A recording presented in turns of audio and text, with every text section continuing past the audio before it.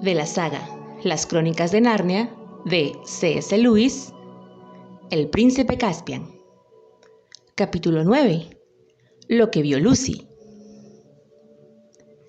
Susan y los dos muchachos estaban totalmente agotados de tanto remar cuando por fin rodearon el último cabo e iniciaron el trecho final en el interior del mar de cristal. Y a Lucy le dolía la cabeza debido a las largas horas pasadas al sol y al resplandor del agua. Incluso Trumpkin ansiaba que el viaje tocara a su fin. El asiento que ocupaba para dirigir el timón había sido hecho para hombres, no para enanos, y sus pies no alcanzaban las tablas del suelo. Y todo el mundo sabe lo incómodo que es eso, aunque solo sea durante 10 minutos. Y a medida que el cansancio iba en aumento, los ánimos también decaían. Hasta aquel momento los niños únicamente habían pensado en el modo de llegar hasta Caspian. Ahora se preguntaban qué harían cuando lo encontraran y cómo un puñado de enanos y criaturas de los bosques podrían derrotar a un ejército de humanos adultos. Anochecía mientras remaban despacio, ascendiendo por los recovecos de la cala del mar de cristal. Un crepúsculo que se intensificaba a medida que ambas orillas se acercaban y las ramas de los árboles, extendidas sobre el agua, casi se tocaban. Reinaba un gran silencio allí mientras el sonido del mar se apagaba a su espalda. Oían incluso el discurrir de los pequeños arroyos que descendían del bosque para desaguar en el mar de cristal. Finalmente desembarcaron, demasiado cansados para intentar encender una hoguera e incluso una cena a base de manzanas, aunque muchos se dijeron que no querían volver a ver una manzana en su vida. Pareció mejor que intentar pescar o cazar algo. Tras un corto periodo de silenciosa masticación, se acostaron bien juntos sobre el musgo y las hojas secas entre 4 enormes hayas. Todos, excepto Lucy, se durmieron de inmediato. La niña, que estaba mucho menos cansada, descubrió que le resultaba imposible sentirse cómoda. Además, hasta aquel momento había olvidado que todos los enanos roncaban. Puesto que sabía que el mejor modo de conseguir dormirse es dejar de intentar hacerlo, abrió los ojos. A través de una abertura en los helechos y las ramas, distinguió un trozo de agua de la cala y el cielo sobre éste. Luego, con un recuerdo emocionado, volvió a ver, después de tantos años, las brillantes estrellas de Narnia. En otro tiempo las había conocido mejor que las estrellas de nuestro propio mundo, porque como reina en Narnia se había ido a dormir mucho más tarde que como niña en su país. Allí estaban, al menos se podían ver 3 de las constelaciones de verano desde donde ella se encontraba: la nave, el martillo y el leopardo.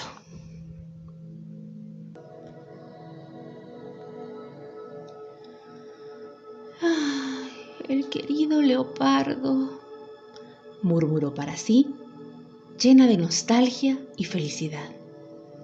En lugar de adormilarse, cada vez que se sentía más despierta, con una curiosa clase de nebuloso insomnio nocturno.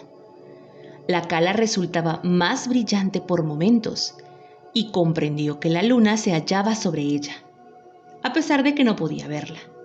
Y entonces empezó a percibir que el bosque despertaba igual que ella. Sin apenas saber el motivo, se levantó rápidamente y se apartó un poco del improvisado campamento. «Esto es precioso», se dijo. El aire era fresco y limpio, con aromas deliciosos flotando por doquier. De algún punto cercano le llegó el gorjeo de un ruiseñor que empezaba a cantar, luego se detenía. Luego volvía a empezar. Al frente se veía un poco más de luz, de modo que fue hacia allí y llegó a un lugar en el que crecían menos árboles y había enormes zonas iluminadas por la luna. Pero la luz de la luna y las sombras se entremezclaban de tal modo que uno no podía estar seguro de dónde estaba nada, ni de qué era lo que veía. En aquel instante el ruiseñor, satisfecho por fin con su afinación, rompió a cantar.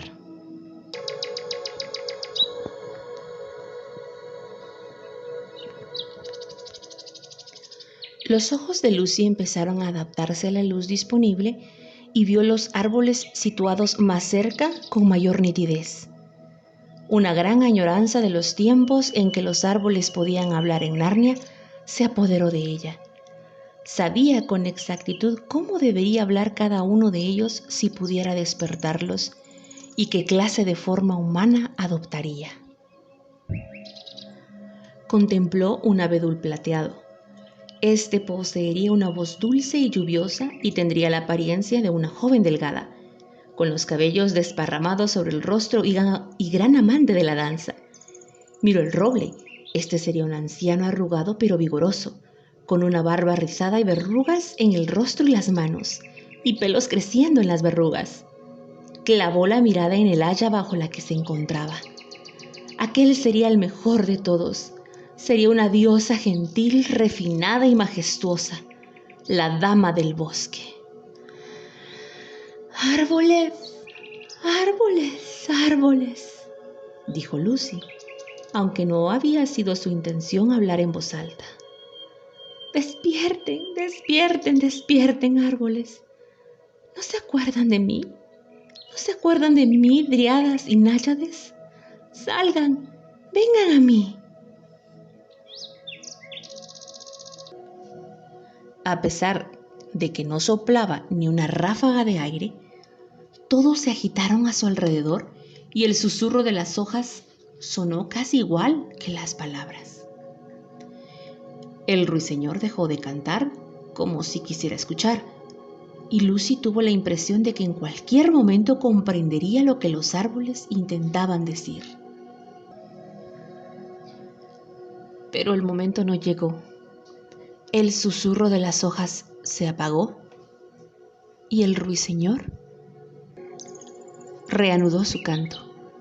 Incluso a la luz de la luna, el bosque volvía a parecer más vulgar.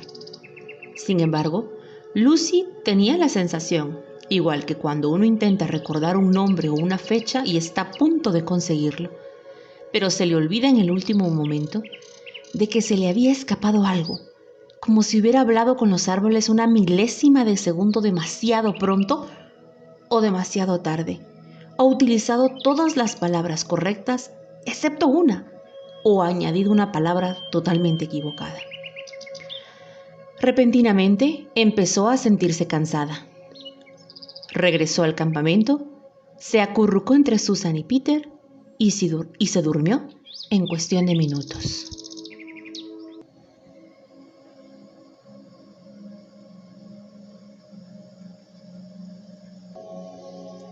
La mañana siguiente les ofreció un despertar frío y melancólico, con una media luz gris.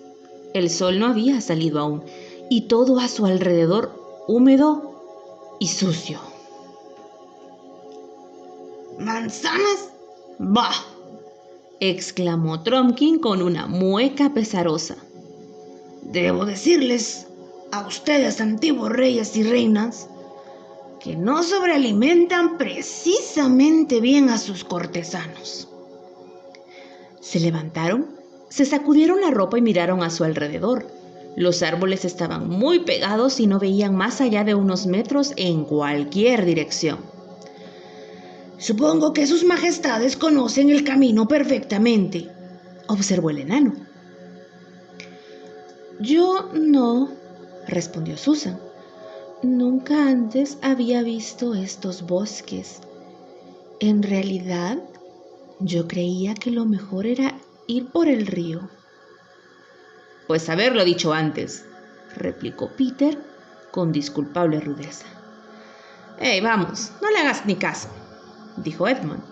«Siempre ha sido un aguafiestas. Tienes esa brújula de bolsillo, ¿verdad, Peter? Bien, pues no hay de qué preocuparse. Solo tenemos que seguir en dirección noreste, cruzar ese río pequeño, ¿cómo lo llamas? El torrente». «Ya lo sé», respondió su hermano. Es el que se une al gran río en los vados de Veruna o en el puente de Veruna, como lo llama nuestro Cuá. Es cierto. Lo cruzamos y marchamos colina arriba y estaremos en la mesa de piedra, en el altozano de Aslan, imagino entre las 8 y las 9. Espero que el rey Caspian nos ofrezca un buen desayuno. Confío en que tengas razón, dijo Susan. Esto no me suena nada. Es lo peor de las chicas, comentó Edmund a Peter y al enano. Jamás llevan un mapa en la cabeza. Eso se debe a que tenemos algo más dentro de ella, replicó Lucy. Al principio las cosas parecían ir bastante bien. Incluso pensaron que habían dado con el viejo sendero. Pero si conoces un poco los bosques, sabrás que siempre se encuentran senderos imaginarios. Desaparecen al cabo de 5 minutos y entonces parece como si se encontrara otro y uno espera que no sea otro sino una nueva parte del antiguo. Y ese desaparece también, y una vez que se ha ido a parar bien lejos de la dirección correcta, uno comprende que ninguno de ellos era un sendero de verdad. De todos modos, los chicos y el enano estaban acostumbrados a los bosques y no se dejaron engañar durante más de unos segundos. Llevaban una media hora de lento avance. 3 de ellos estaban totalmente entumecidos por haber tenido que remar el día anterior, cuando Trumpkin susurró de improviso. ¡Deténganse! Todos obedecieron. ¡Nos sigue algo!, anunció. O más bien nos acompaña, por ahí a la izquierda. Se quedaron muy quietos, escuchando y mirando con atención hasta que les dolieron las orejas y los ojos. Será mejor que tú y yo coloquemos una flecha en el arco, indicó Susan a Trumpkin. El enano asintió, y en cuanto los 2 arcos estuvieron preparados para entrar en acción, el grupo reanudó la marcha.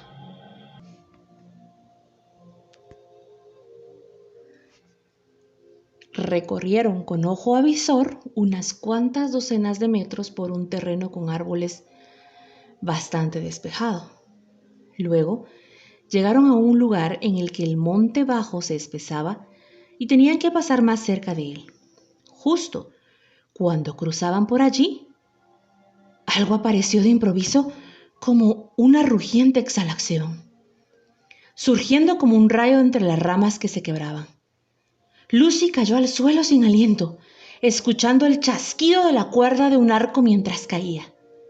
Cuando volvió a ser consciente de lo que la rodeaba, vio a un enorme oso gris de aspecto feroz que yacía muerto con la flecha de Trumpkin clavada en el flanco.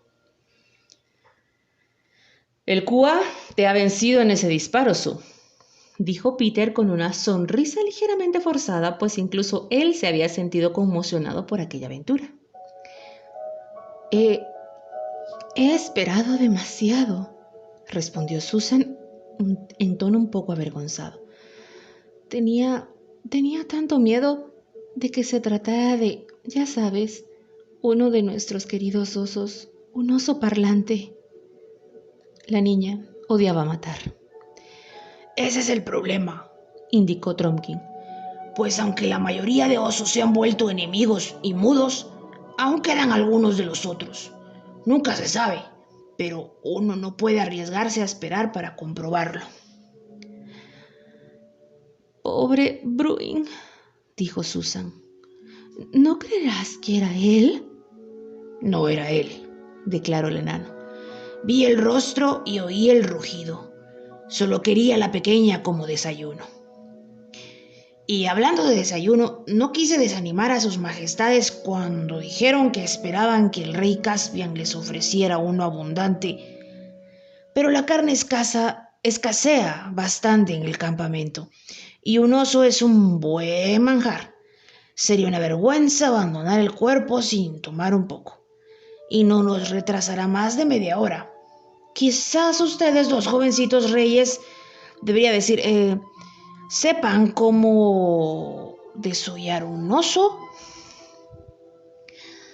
Vayamos a sentarnos un poco más allá, sugirió Susan a Lucy. Eso va a ser algo horrible. Lucy se estremeció y asintió, y una vez que estuvieron sentadas dijo: Se me acaba de ocurrir una idea atroz, Sue. ¿Cuál? ¿No sería terrible si un día, en nuestro propio mundo, allá en casa, los hombres se volvieran salvajes como los animales aquí, pero siguieran teniendo el aspecto de hombres, de modo que nunca se supiera quién era qué? Ya tenemos bastante de qué preocuparnos aquí y ahora en Narnia, repuso la práctica Susan, sin tener que imaginar cosas como esa. Cuando volvieron a reunirse con los muchachos y el enano, estos ya habían cortado tanto de la mejor carne del animal como pensaban que podían transportar. La carne cruda no es una cosa agradable que meterse en los bolsillos, pero la envolvieron en hojas frescas y se las arreglaron como pudieron. Tenían suficiente experiencia como para saber que pensarían de modo muy distinto respecto a aquellos paquetes blandos y asquerosos cuando llevaran andando el tiempo suficiente y estuvieran realmente hambrientos. Reanudaron la penosa marcha, deteniéndose para lavar 3 pares de manos que lo necesitaban en el primer arroyo que encontraron, hasta que salió el sol y los pájaros empezaron a cantar, y más moscas de las deseadas se pusieron a zumbar en los helechos. La rigidez, producto del manejo de los remos del día anterior, empezó a disiparse y a todos se les levantó el ánimo. El sol empezó a calentar y tuvieron que quitarse los yelmos y llevarlos en la mano. «Supongo que vamos bien, ¿no?», inquirió Edmund una hora más tarde. «No veo cómo podemos ir mal mientras no nos desviemos demasiado a la izquierda», declaró Peter.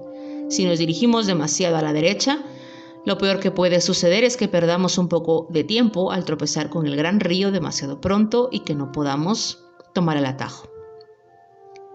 Y de nuevo, siguieron avanzando lentamente sin oír otro sonido que el golpear de sus pies en el suelo y el tintineo de sus cotas de malla.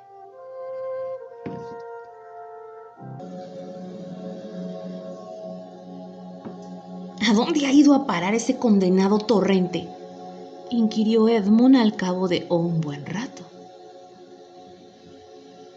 «Desde luego pensaba que habríamos dado con él ya», dijo su hermano, «pero no podemos hacer otra cosa que seguir adelante». Los dos se dieron cuenta de que el enano los contemplaba con ansiedad, pero éste no dijo nada. Y siguieron caminando y sus cotas de malla empezaron a resultar muy pesadas y calurosas. «¿Qué diablos?», exclamó Peter de repente.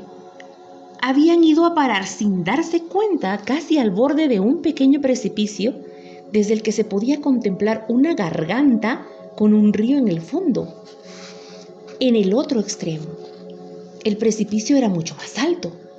Ningún miembro del grupo, excepto Edmund y tal vez Trumpkin, sabían nada sobre escalar. «Lo siento», se disculpó Peter. «Es culpa mía por venir por aquí. Nos hemos perdido. Jamás en la vida había visto este lugar». El enano emitió un sordo silbido por entre los dientes. «Demos vuelta y vayamos por el otro camino», propuso Susan. «Desde el principio sabía que nos perderíamos en estos bosques». «¡Susan!», reprendió Lucy. «No sermonees a Peter de ese modo. Es odioso y, además, él hace lo que puede». «Y tú no regañes tampoco a Sue de ese modo», intervino Edmund. «Creo que tiene toda la razón». «Tinas y tinajas», exclamó Trumpkin. «Si nos hemos perdido en el camino de ida, ¿qué posibilidades tenemos de encontrar el camino de vuelta? Y si hemos de regresar a la isla y empezar de nuevo desde el principio, incluso suponiendo que pudiéramos, más nos valdría dejarlo así. Mirad, habría acabado con Caspian antes de que consigamos llegar si seguimos como hasta ahora». «¿Crees que deberíamos seguir adelante?», preguntó Lucy. «No estoy seguro de que el sumo monarca se haya perdido», respondió Edmund. «¿Qué impide que este río sea el torrente?» «Pues que el torrente no está en una garganta», dijo Peter conteniéndose con cierta dificultad. Su Majestad dice está, replicó el enano.